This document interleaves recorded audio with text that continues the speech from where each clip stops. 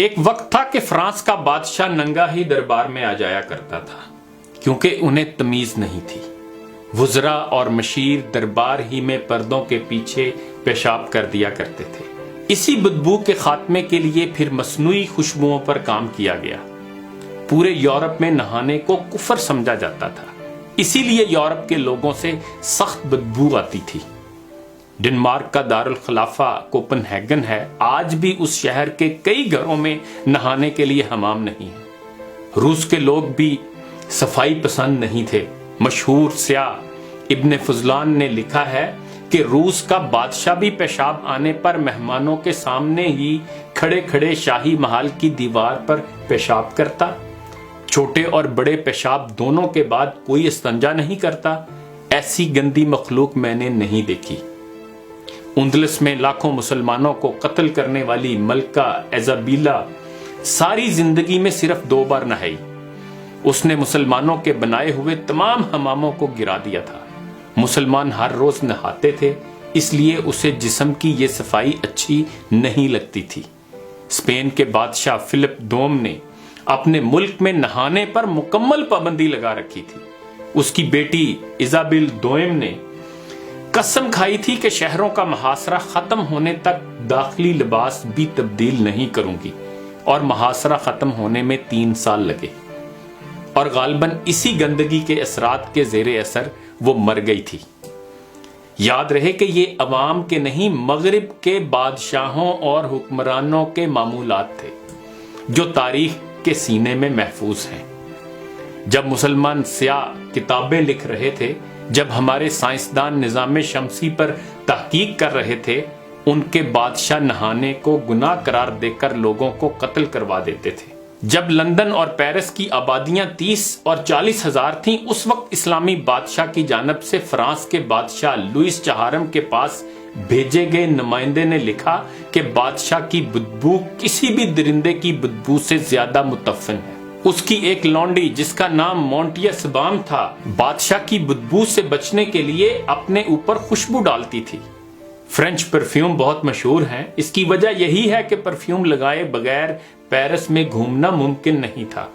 Red Indians جب اہل Europe سے لڑتے تو گلاب کے پھول اپنی ناک میں ٹھونس لیتے تھے، کیونکہ اہل یورپ کی تلوار سے زیادہ ان کی بدبو تیز ہوتی تھی۔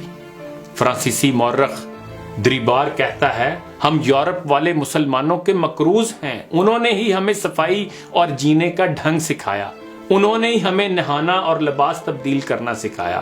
جب ہم ننگے دھڑنگے ہوتے تھے، اس وقت وہ اپنے کپڑوں کو زمرد، یاقوت اور مرجان سے سجاتے تھے۔ جب یورپی کلیسا نہانے کو کفر قرار دے رہا تھا، اس وقت صرف قرطبہ شہر میں ہی 300 عوامی حمام تھے۔ ڈنمارک سے محمد اسلم علی پوری لکھتے ہیں کہ میں اپنے ایک یورپین دوست کے گھر بیٹھا تھا تو میں نے اسے بتایا کہ یہ تمہارے قالین بھی مسلمانوں سے آئے، یہ کافی جو ہم پی رہے ہیں یہ بھی مسلمانوں سے آئی، یہ الگ تھلگ باورچی خانہ بھی عورت کے پردے کے پیش نظر مسلمانوں نے بنایا، یہ باتھ روم اور شیمپو وغیرہ بھی ہمارا ہی تحفہ ہے، یہ ہسپتال اور آپریشن بھی ہمارے ابوالقاسم الزہروی کے ذہن کی تخلیق ہے، سائنسی اور دوسرے علوم بھی ہم نے تمہیں دیے۔ اس یورپی نے ہنس کر پوچھا کہ پھر ہمارا کیا ہے؟ تو محمد اسلم علی پوری نے جواب دیا کہ تمہارے پاس اس وقت علم ہے، اس کے حاصل کرنے کا تو ہمیں حکم ہوا تھا، پہلی وحی کا پہلا لفظ ہی اقرا یعنی پڑھو تھا۔ ہمیں ہمارے پیارے نبی حضرت محمد صلی اللہ علیہ وآلہ وسلم نے فرمایا تھا کہ علم حاصل کرنا ہر مرد اور عورت کا فرض ہے۔ تم خوش قسمت ہو کہ تمہارے پاس علم کا خزانہ ہے، تمہیں ہم سلام پیش کرتے ہیں۔ جب ہم علم حاصل کر لیں گے تو ہم بھی انشاءاللہ دنیا میں ترقی کر جائیں گے۔ یورپ نے اسلام کے سنہری اصولوں پر ہی عمل کر کے ترقی کی ہے، اور یہ حقیقت ناقابل تردید ہے۔ اسی لیے تو اقبال نے کہا تھا، مگر وہ علم کے موتی کتابیں اپنے آبا کی، جو دیکھیں ان کو یورپ میں تو دل ہوتا ہے سی پارا۔ اور ابھی تو ہمارا یہ حال ہے کہ مغرب ہم سے ہماری سائنس، ہمارا علم، ہماری ترقی کے راز لے گیا، اور ہمیں بدلے میں احساس کمتری دے گیا، ہمیں فیشن نامی لفظ کے ساتھ بےہودگی دے دی، ہمیں ماڈرن بنانے کے نام پر بے حیائی دے دی۔ ہم نے ان کی دی ہر اس چیز کا ویلکم کیا جس سے ہم پوری طرح تباہ ہو سکتے تھے۔ انہوں نے ہمیں آزادی کا نام اور 7 غلط تعبیریں دے دی۔ پھر ایسا ہوا کہ وہ چاند پر جا رہے تھے، ہم تفرقہ پرستی پر بحث کر رہے ہیں۔ وہ مریخ کا سفر کر رہے ہیں، ہم 1300 سال پہلے صحابہ کے مسلمان ہونے نہ ہونے پر بحث کر رہے ہیں۔